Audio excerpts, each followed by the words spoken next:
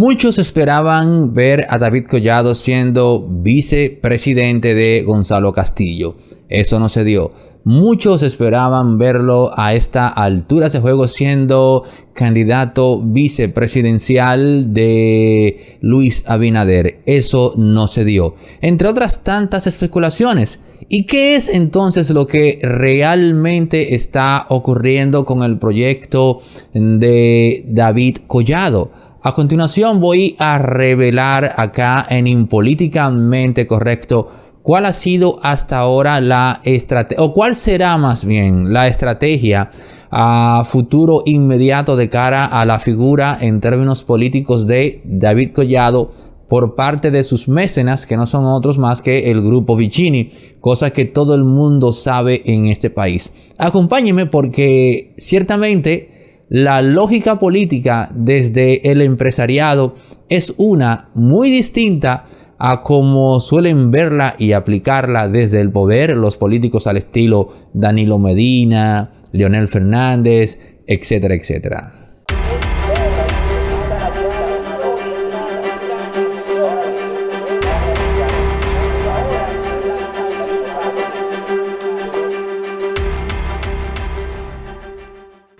Había dicho en un análisis anterior que David Collado iba a hacer una pantalla en esta contienda electoral para inflar su figura y la percepción presidenciable de la misma de cara a las elecciones del año 2024, para que cuando se volviese a lanzar, pues entonces ya en la percepción colectiva, la idea de un David Collado presidente fuese más tangible, más palpable, más creíble. Pero luego en otro análisis revelé que había dos sectores que estaban comprometidos políticamente hablando con la idea de hacer de Carolina Mejía y Omar Fernández, ambos hijos respectivamente de expresidentes, una del expresidente Mejía y el otro de Leonel Fernández, fuesen presidente entonces más adelante por el simple hecho de ser hijos de expresidentes, sin que esto le quite méritos, en este caso a Carolina Mejía,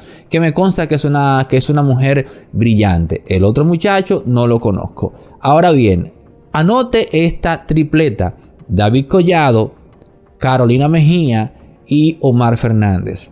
Porque nos guste o no, y a mí no es que me guste mucho eso, o para nada, son los nombres que serán, entre comillas, presidenciables en el futuro. Porque ya varios grupos entienden que ese es el relevo sí o sí. A mí particularmente me gustaría ver una figura fresca y emergente que le eche un jabón en buen dominicano a ese sancocho. Ahora bien, las cosas cambiaron con David Collado.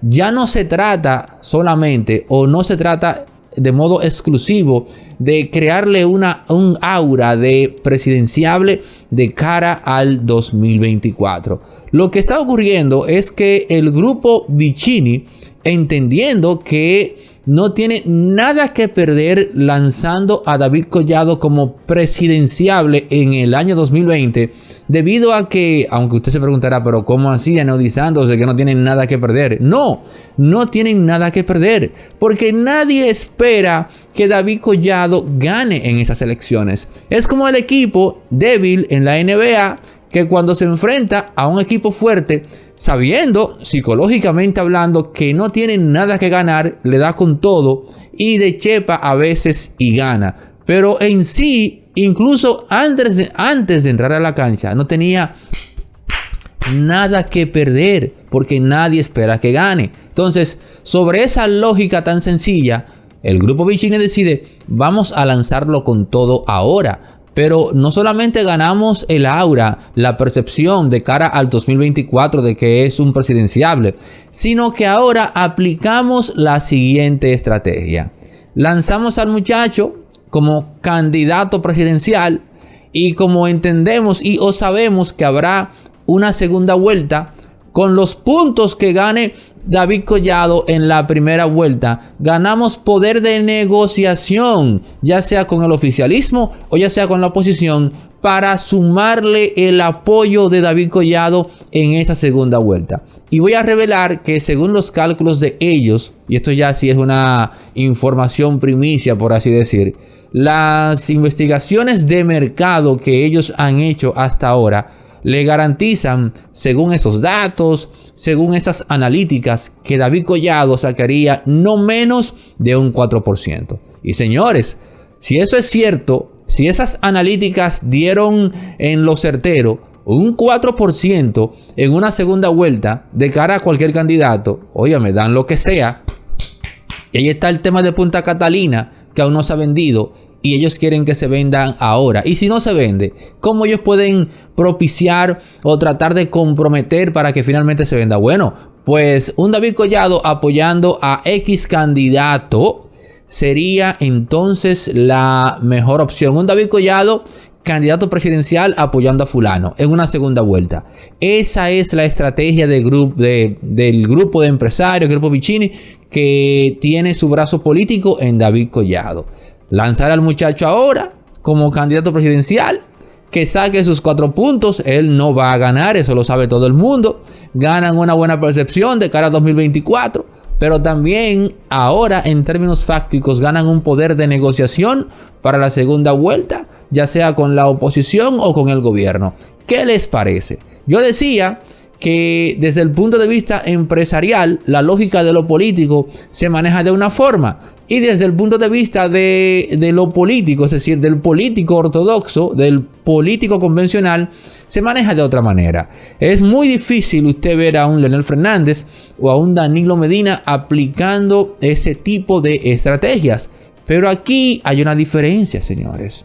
Y es que precisamente por el simple hecho de estar en el fogueo de la política constantemente, de forma natural y orgánica, eso le hace entender a un político, el que sea, la naturaleza de los elementos, de los agentes que participan en la política. Juan Vicini, aunque le toque elaborar, hacer estrategias políticas, él no está metido en ese fogueo. Y por eso el tipo de estrategias que elaboran siempre serán más ingenuas que las que se elaboran desde el poder. Y es por eso, señores, que en el PLD se organizó un comité político que, para bien o para mal, se hizo más poderoso que cualquier grupo empresarial en este país. Señores, esto no es una apología al PLD. Esto no es una hagiografía, si se quiere, del comité político. Para nada. Ahí hay elementos que sencillamente no me evocan empatía. Pero estoy revelando por qué. O sea, cuál fue la razón que hizo posible que el comité político, para bien y para mal, quizás para más mal que bien, se convirtiese en el organismo más poderoso de este país. Esa es la razón, porque la política determinó finalmente lo económico, pero lo determinó en función de los intereses de ese comité político, que empresarialmente hablando se ha convertido en competencia de los empresarios. Algo que elementos ortodoxos de la vida económica, a nivel de Corripio, a nivel de Vicini, a nivel de Bonetti, no es de su agrado. Aunque terminen siendo socios de esos políticos en negocios por atrás, no es del agrado de ellos compartir humanamente con esos elementos ganancias, porque los ven como agiotistas, arribistas, oportunistas. Pero por encima de eso, adivinen por qué razón un empresario tradicional al estilo Vicini no le es grato compartir con esos políticos, aunque finalmente se vean obligados a hacerlo. O porque entienden que no tienen clase, que no tienen estirpe, que no tienen abolengo. ¿Qué les parece, Comencé hablando de David Collado y miren dónde terminé. Pero esos elementos están conectados, porque a esa familia que tiene esa noción de estos políticos le toca entonces negociar con ellos. Les toca hasta cierto punto dar su brazo a torcer, porque hay que reconocer que los otros tienen poder. Y hay que preguntarse, ¿y usted y yo cuándo tendremos poder? ¿Cuándo finalmente, en términos consuetudinarios, nos vamos a empoderar, por así decir, y hacer entender que solo existe democracia cuando los que gobiernan le tienen temor a los gobernados? Yo le dejo eso ahí. Solo puede existir democracia cuando los que gobiernan le tienen miedo, literalmente hablando, a los gobernados. David Collado entra al ruedo presidencial.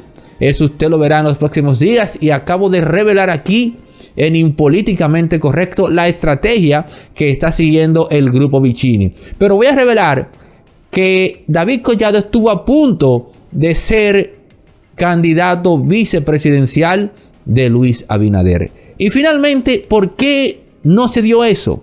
Lo voy a revelar en un próximo análisis que dejo pendiente. Mientras tanto, si no te has suscrito, hazlo. Activa la campanita. Comparte nuestros contenidos en tu muro de Facebook y en tus grupos de WhatsApp. Mi número personal está acá debajo en la descripción de este comentario, como en el de los demás. Voy a estar haciendo un grupo de WhatsApp con los Impolíticamente Correctos e impartiendo cursos gratis los sábados para todas aquellas personas que quieran empoderarse, señores, a través de estas plataformas. Les diré cómo hacerlo.